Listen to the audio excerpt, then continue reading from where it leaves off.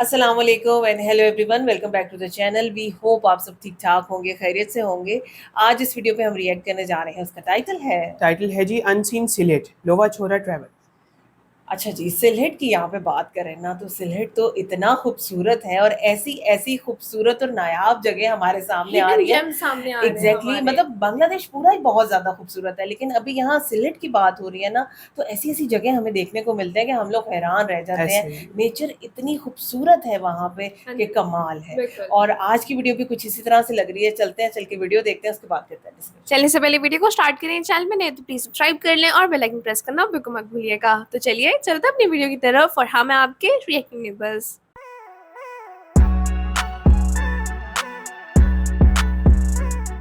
चले तो वीडियो को स्टार्ट करते हैं। 3 2 1 एंड गो।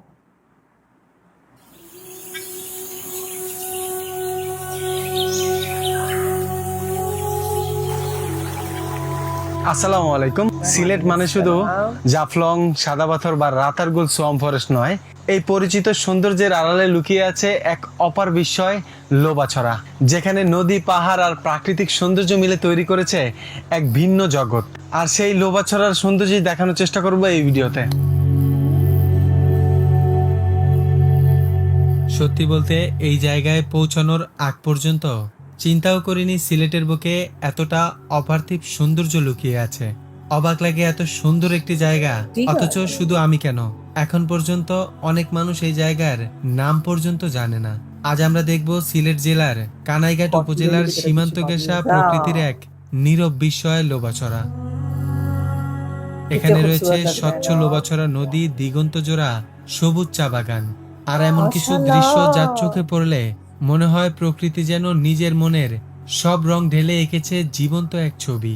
চারপাশের নিঃশব্দতা মনকে নিয়ে যায় অন্য এক শান্ত পৃথিবীতে। এই সৌন্দর্য দেখে আমি সত্যি অবাক হয়ে গেছি। মনে হচ্ছিল আরো আগে কেন আসিনি এখানে। হয়তো কিছু জায়গা শুধু ছবিতে বা ভিডিওতে দেখে মন ভরে না। লোবাছড়া তেমনই একটা জায়গা যার সৌন্দর্য হৃদয় দিয়ে অনুভব করতে হয়।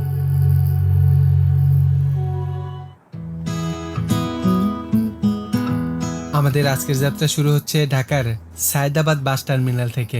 গন্তব্য সিলেট শহর। ঢাকা থেকে সিলেট রুটের নন এসি বাস ভাড়া সাধারণত 740 টাকা, আর যদি এসি কিংবা স্লিপারে যেতে চান সেক্ষেত্রে ভাড়া পড়বে 900 থেকে 1500 টাকার মধ্যে। চাইলে ট্রেনেও যেতে পারবেন, সেক্ষেত্রে শ্রেণীভেদে ভাড়া 410 টাকা থেকে 1465 টাকা পর্যন্ত হয়ে থাকে। তবে ট্রেনে ভ্রমণের পরিকল্পনা থাকলে অন্তত 10 দিন আগেই টিকিট কেটে রাখা ভালো, কারণ পরে টিকিট পাওয়া বেশ মুশকিল ব্যাপার। इसका मतलब है ना, ट्रेन में ट्रैवल करने का रश ज्यादा होता है। অলরেডি সিলেটের হুমায়ুন চত্বরে নেমে গেছি। বাসটা আমাদের এখানেই নামিয়ে দিয়েছে। এখান থেকেই সকালের নাস্তা শেষ করে তারপরে যাব সুবানীবাগের উদ্দেশ্যে।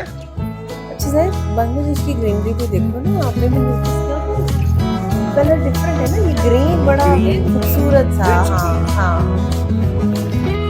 पराठे मुझे देखते आपका बुद्धि हाथ आ जाता है। হুমায়ুন চত্বর থেকে লোকালি চলে যাব সুবানীঘাটের উদ্দেশ্যে। এখান থেকে 20 টাকা ভাড়া নেবে, বেশি সময় লাগবে না, 10 থেকে 15 মিনিট লাগবে যেতে। वो कहाँ से आ गए? एग्जैक्टली ऐसे ही यहाँ पे डेकोरेटेड होते हैं ना। वाह, হুমায়ুন চত্বর থেকে 20 টাকা ভাড়া দিয়ে চলে আসছি সোবানীঘাটের উদ্দেশ্যে। এখান থেকে লোকাল বাস পাওয়া যায় সরাসরি কানাইঘাট যাওয়ার জন্য। সেই বাস ছাড়বে 8টা 5 মিনিটে, সেজন্যই অপেক্ষা করতেছি। আবার চাইলে আপনারা ভেঙে ভেঙেও যেতে পারবেন। সেক্ষেত্রে জাফলংয়ের যে গাড়িগুলো আছে সেগুলোতে যদি উঠে দরবস্ত নামের একটা জায়গা আছে সেখানে নেমে যান। দরবস থেকে আবার সিএনজিতে করে যেতে হবে কানাইঘাটের উদ্দেশ্যে। আমরা সরাসরি কানাইঘাট যেতে যাচ্ছি, এজন্য একটু ওয়েট করতেছি। বাস আসলে সরাসরি যে বাস আছে সে বাসে চলে যাব। সোবানীঘাট থেকে কানাইঘাট যাওয়ার দিনের প্রথম বাস ছেড়ে যায় সকাল 8টা 5 মিনিটে। এই রুটে বাস ভাড়া জনপ্রতি 100 টাকা, আর এই রাস্তা পাড়ি দিতে সময় লাগবে আনুমানিক 2 ঘন্টার মতো। ये सारी वहाँ की लोग প্রায় 2 ঘন্টা পরে চলে আসছি কানাইঘাট। এখানেই কিন্তু বাসটা নামিয়ে দেয়। আর এখান থেকে আমরা চলে যাব টলার ঘাটের উদ্দেশ্যে, যেখান থেকে টলারে করে আবার যেতে হবে লোবাছড়ার দিকে। কানাইঘাটের পূর্ব যে বাজার আছে এখানে কিন্তু রয়েছে ট্রলার ঘাট। তো এখান থেকে আপনারা যদি লোকাল ট্রলারে যান সেক্ষেত্রে লোবাছড়ার যে মুলাগুল বাজার আছে সেখানেই আপনাদের নামিয়ে দেবে। আর এই যে দেখেন সিরিয়ালে কিন্তু ট্রলার গুলো দাঁড়িয়ে আছে। और जैन यहाँ पे पतली वाली हाँ जी, वही वाली। ট্রলারে উঠে গেছি আর এই কানাইঘাট থেকে যাচ্ছি লোবাছড়ার মুলাগুল বাজার নামের একটা জায়গাতে। লোকাল ট্রলারগুলো সে বাজার পর্যন্তই যায়, সে বাজারে যেয়ে তারপরে ঘুরে দেখার চেষ্টা করব।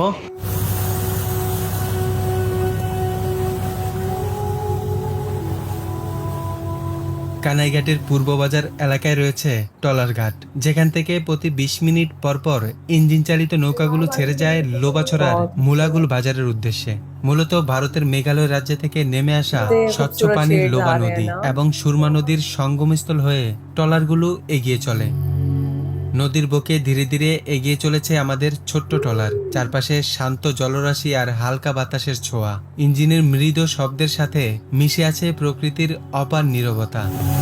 এই নদীপথ সামনে এগোতেই দূরে চোখে পড়ে উঁচু উঁচু পাহাড়, যেন সবুজ চাদর গায়ে দাঁড়িয়ে আছে প্রকৃতির নীরব প্রহরী হয়ে। আসলে এগুলো ভারতের মেঘালয় রাজ্যের খাসিয়া জয়ন্তা পাহাড়, যা বাংলাদেশের সীমান্ত থেকে স্পষ্টভাবে হাতছানি দিয়ে ডাকে। পাহাড়ের গা ছুঁয়ে ভেসে আসা ঠান্ডা বাতাস মুহূর্তেই মনটাকে অন্যরকম শান্তিতে ভরিয়ে তোলে। নদীর দুই পারে ছড়িয়ে আছে সবুজের অসীম মায়া, কোথাও ছোট ছোট জনপদ, আবার কোথাও নদী থেকে পাথর উত্তোলনের ব্যস্ততা। মায়ায় জড়ানো এমন দৃশ্য দেখতে দেখতেই ছুটে চলেছি আমাদের গন্তব্যের দিকে।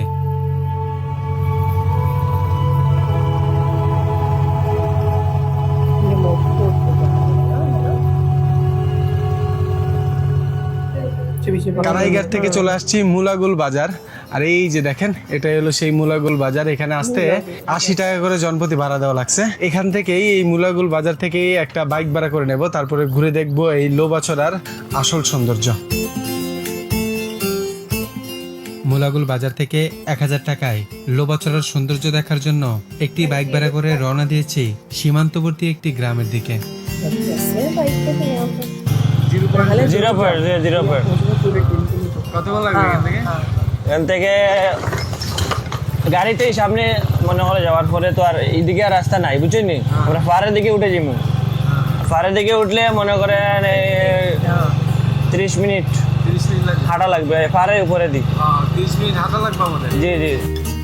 बहुत ज्यादा रास्ता कितना प्यारा था ना, छोटा মুলাগুল বাজার থেকে গ্রামীণ রাস্তা ধরে চলে আসছে একটা গ্রামে। এখান থেকেই আমাদের হাঁটা শুরু হবে। প্রায় আধা ঘন্টা 40 মিনিটের মতো লাগবে। হেঁটে যেতে হবে জিরো পয়েন্টের দিকে। লোবাছড়ার সবচেয়ে সুন্দর যে জায়গাগুলো আছে এর মধ্যে জিরো পয়েন্ট কিন্তু অন্যতম। ভাইজান কতক্ষণ লাগবে মানে জিরো পয়েন্ট পর্যন্ত যাইতে? 40 মিনিট। 40 মিনিট না? 40 মিনিট পাহাড়ি রাস্তা ধরে হেঁটে আমাদের যেতে হবে।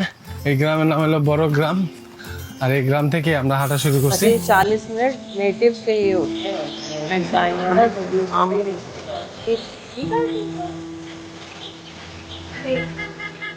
একটা পাহাড়ের পাশ দিয়ে হাঁটছি, এটা বাংলাদেশেরই পাহাড়। আর এই পাশে দেখেন কত চমৎকার বাড়ি, দেখতে কত ভালো লাগতেছে।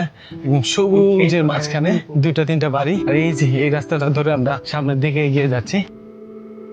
আমি হেঁটে চলেছি সামনের দিকে, ছোট ছোট পাহাড়ের পাশ ঘেঁষে। চারপাশে শুধু সবুজের নীরবতা আর প্রকৃতির মায়া। প্রতিটা পথ যেন নিয়ে যাচ্ছে নতুন কোনো সৌন্দর্যের দিকে। আর একটু সামনে এগোতেই চোখে পড়ে এমন এক দৃশ্য যা লোবাছড়ার সৌন্দর্যকে বাড়িয়ে দিয়েছে কয়েক গুণ।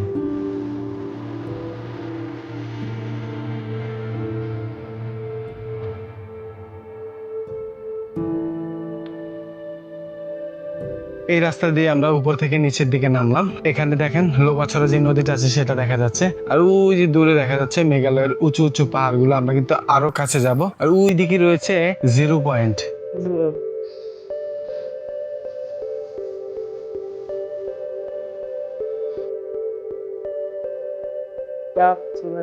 লোবাছড়া নদীর পার ধরে হাঁটতেছি। এই নদীর উৎপত্তি স্থল হলো ইন্ডিয়াতে, বাংলাদেশে প্রবেশ করেছে। অসাধারণ চমৎকার দেখতে, পানিগুলো খুবই স্বচ্ছ এবং সুন্দর। আমি যখন ভাবছিলাম যে লোবাছড়া আসবো তখন জানতাম যে লোবাছড়া সুন্দর, তবে এতটা সুন্দর তা আসলে চিন্তাও করতে পারিনি।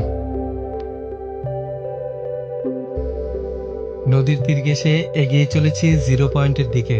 যত সামনের দিকে যাচ্ছি ততই যেন প্রকৃতি তার সৌন্দর্যের নতুন নতুন রূপ মেলে ধরছে। একপাশে শান্ত নদী, অন্য পাশে সবুজে ঢাকা পাহাড়, মাঝখানে ছোট্ট এই পথটুকু যেন স্বপ্নের কোনো দৃশ্য।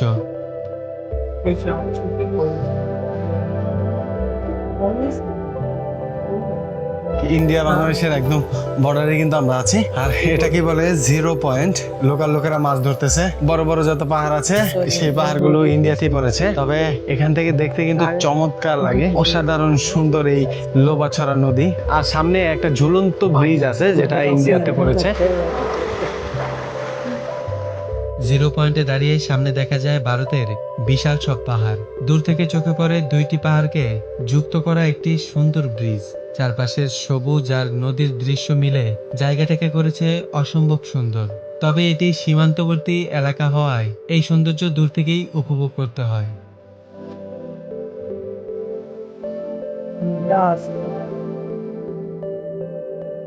অনেকক্ষণ যাবত এই জিরো পয়েন্টে ছিলাম।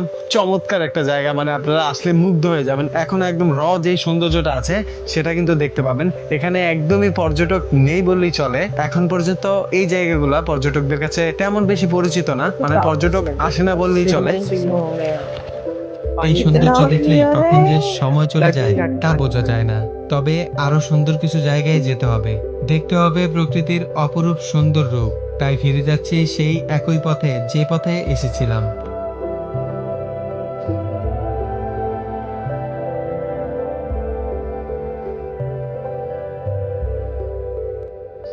সেই গ্রামে পৌঁছানোর পর যাচ্ছি সুন্দর একটি চা বাগান দেখতে আমাদের বাইকে চড়ে। তবে রাস্তার এমন সৌন্দর্য দেখে থামতে বাধ্য হলাম।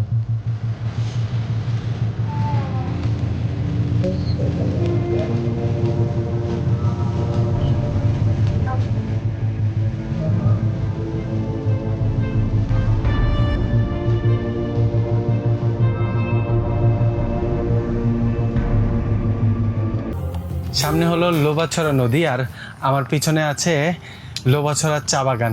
এই জায়গা থেকে অসাধারণ সুন্দর লোবাছড়া নদীর যেমন ভিউ দেখা যায়, তেমনি এই চা বাগানের সৌন্দর্য আপনাকে মুগ্ধ করবে। এই দেখেন কত চমৎকার, যত দূর চোখ যাবে চা বাগানের সমাহার দেখতে পাবেন এখানে।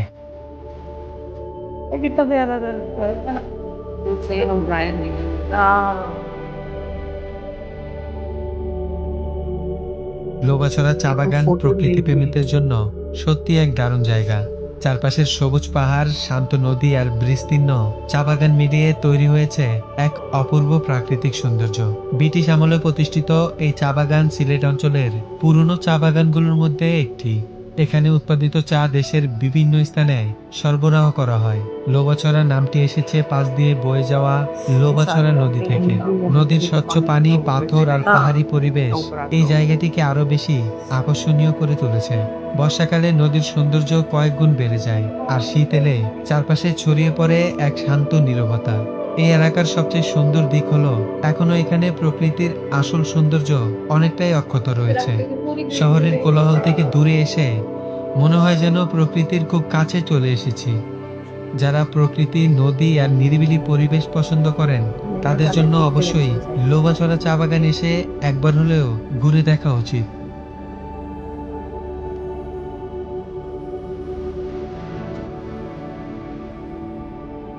লোবাছড়া যে চা বাগান আছে এটার একদম গেটের ভিতরে কিন্তু প্রবেশ করতে পারবেন না, অনুমতি লাগবে অবশ্যই।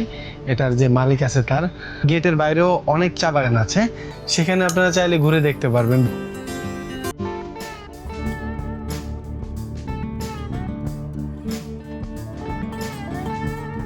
अच्छा, अगर आपको नेचर से प्यार है तो आप बहुत एंजॉय करें। 101 বছর আগের একটা ব্রিজের সামনে আছি।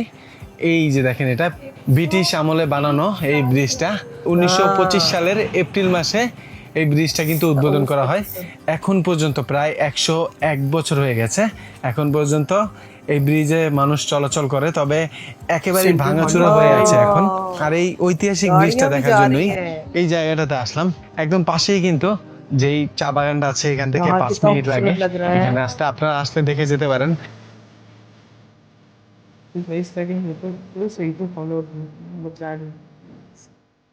ব্রিটিশ আমলে চা বাগানের যাতায়াত ও মালামাল পরিবহনের জন্য এই ব্রিজটি নির্মাণ করা হয়েছিল।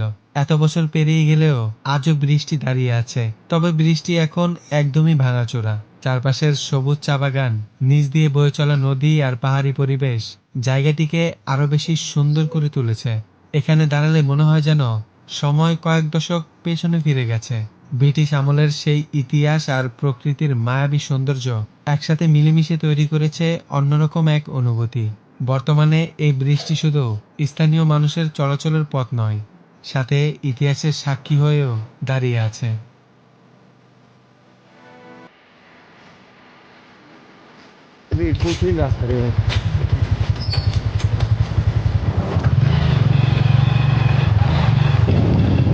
ये कहाँ बाइक है?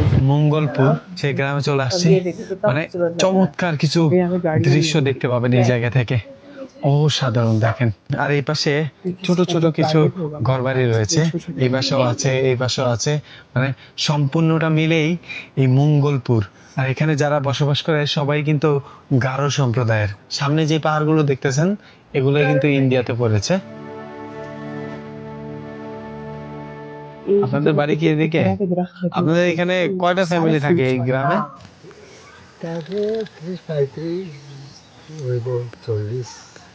40 ফ্যামিলির মতো নাকি?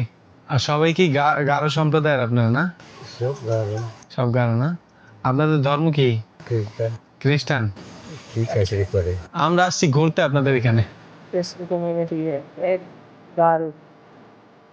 বাংলাদেশ ভারত সীমান্তের একদমই কাছে অবস্থিত মঙ্গলপুর গ্রাম। এখানে বসবাস করে গারো সম্প্রদায়ের মানুষ, যাদের অধিকাংশই জীবিকার জন্য কৃষিকাজের উপরে নির্ভরশীল। ছোট্ট এই গ্রামে প্রায় 35 থেকে 40টি পরিবার বসবাস করে। তারা খ্রিস্টান ধর্মের অনুসারী এবং প্রজন্মের পর প্রজন্ম ধরে এখানেই তারা বসবাস করে আসছে। গ্রামের বেশিরভাগ মানুষই বলতে গেলে দরিদ্র। সীমান্তবর্তী দুর্গম এলাকায় থাকার কারণে এখনো অনেক মৌলিক সুযোগ সুবিধা থেকে বঞ্চিত তারা। বাংলাদেশের নাগরিক হওয়া সত্ত্বেও সরকারি অনেক সুযোগ সুবিধাই এখানে পৌঁছায় না। তবুও তাদের জীবনে আছে সরলতা, পরিশ্রম আর একে অপরের প্রতি গভীর আন্তরিকতা। প্রকৃতির সঙ্গে মিশে থাকা এই মানুষগুলো আজও নিজেদের সংস্কৃতি ও জীবনধারা ধরে রেখেছে। এই যে এখানে একটা গারো সম্প্রদায়ের লোকেদের ঘরে প্রবেশ করেছি। এখানে কিন্তু এইরকম ভাবে ওনারা থাকে। দেখেন ছোট্ট একটা ঘর, ঘরের মধ্যে বিছানা আছে, অল্প কিছু জিনিসপত্র নিয়েই ওনারা এভাবে বসবাস করে এই দুর্গম জায়গায়। খুবই কষ্টে বসবাস করে এই জায়গাটাতে, কোনো সুযোগ সুবিধা কিন্তু পায় না ওনারা সরকারিভাবে। সত্যি বলতে এত সুন্দর একটা জায়গা, মন বলছে আরো একটা দিন থেকে যাই এখানে। তবে ওই যে ইট পাথরের শহর, তার ব্যস্ততা ডাকছে আমাকে। আবার আসবো ইনশাল্লাহ এই লো বছরায়, হয়তো নতুন কিছুর খোঁজে। इतनी खूबसूरती नजर आती है ना जब भी हम इस तरह की कोई वीडियोस देखते हैं। मतलब पूरा ट्रैवल गाइड था, उन्होंने बड़े अच्छे से बताया कि भाई आप ढाका से आ रहे हो, कैसे आ सकते हो, किराया कितना होगा, कहाँ कहाँ जा सकते हैं, पूरा टोटली आपको गाइड करते हैं। उसके बाद फिर आप ये देखो कि ऐसी ऐसी जगह दिखाई जाती है ना कि हम लोग देख के हैरान हो जाते हैं। और आप देखिए सिलहिट तो हमें हर दफा वैसे ही सरप्राइज देता है, छोटे छोटे डेस्टिनेशन स्पॉट्स लेके इस तरह के खूबसूरत खूबसूरत विलेजेस तक सब नजर आते हैं। बिल्कुल ऐसे ही है, आप बता रहे थे कुछ। हम लोगों ने आज ऐसी कोई भी जगह नहीं देखी जो हमने पहले किसी और वीडियो में देखा हो, देखा चाहे हो, ग्लिम्स भी हाँ, हम हाँ, देखा हाँ, हाँ, हो। बिल्कुल। सारी की सारी जगह इतनी खूबसूरत थी ना, स्पेशली जो वो जगह थी जो टी गार्डन्स वाला एरिया था, हाँ, मुझे वो इतना प्यारा बहुत लगा ना। अच्छा दूसरा मामा, ये आपने वीडियो में एक बात की कि यहाँ की ग्रास का कलर भी ज्यादा खूबसूरत हाँ, लग रहा है, जी। इसलिए ब्राइट ग्रीन बिल्कुल नजर आ रहा लश है। ग्रीन। मतलब आप देखो जैद, आपको बहुत सी जगहों पे ऐसे नजर आते हैं जैसे परफेक्ट कैनवस है ना। जी। आसमान, बादल, पीछे पहाड़ नजर आ आगे रहे एक हैं, रिवर जा रहा रिवर है, greenery है। ओ बहुत ज्यादा खूबसूरत लग रहा है। अच्छा, जो ब्रिज दिखाया 101 साल पुराना जी। ब्रिज था, बहुत ज्यादा खूबसूरत लग रहा था। और खास तौर पे जो ड्रोन विजुअल्स के साथ दिखाया जाता है ना, वो असल चीज में बड़ी उसकी कमाल की यूनिकनेस सिर्फ उसकी कंस्ट्रक्शन नहीं है, बल्कि उसका जो एनवायरनमेंट है जहाँ पे वो मौजूद है, वो मौजूद जगह है। बड़ी हाँ, खूबसूरत। बिल्कुल इसी तरह से है। बहरहाल जी, हम लोगों ने वीडियो को बहुत इंजॉय किया, बहुत सी ऐसी जगह जो हमें प्यारी लगी, और हम आपस में वही बात कर रहे थे कि अगर तो आप नेचर से प्यार करते हो, कुदरत से प्यार है आपको, तो आपको मजा आएगा यहाँ बिल्कुल। जाने का। लेकिन अगर आप चाह रहे हो कि कोई एडवेंचर मिले मिले, कोई मौज मस्ती मिले, तो शायद ये जगह पर असल आपके में लिए इन जगहों को मामा एंजॉय करते हैं ट्रैवलर्स, वो हाँ। नहीं कि जो अपने डेस्टिनेशन तक पहुंचना चाहते हैं, वो जो अपनी जर्नी को एंजॉय करते जर्नी को हैं, एंजॉय ये वो करने जगह जैसे है। मतलब हमारे जैसे लोग हैं उनको जाना चाहिए यहाँ पे, क्योंकि हमें बहुत मजा आता है जी। हम लोग बहुत इंजॉय करते हैं, मतलब पेड़ पौधे हर चीज हम उस चीज को देखते हैं, पत्थर कैसे हैं, पानी कितना खूबसूरत लग रहा है, हर चीज हमें बहुत प्यारी लगती है। बहरहाल आप बताएं आज की वीडियो कैसी लगी, हमारा रिएक्शन कैसा लगा। अगर अच्छा लगा हो तो वीडियो को लाइक और चैनल को सब्सक्राइब करना बिल्कुल मत भूलिएगा। मिलते हैं आपसे अगली वीडियो में, अपना बहुत ख्याल रखिएगा।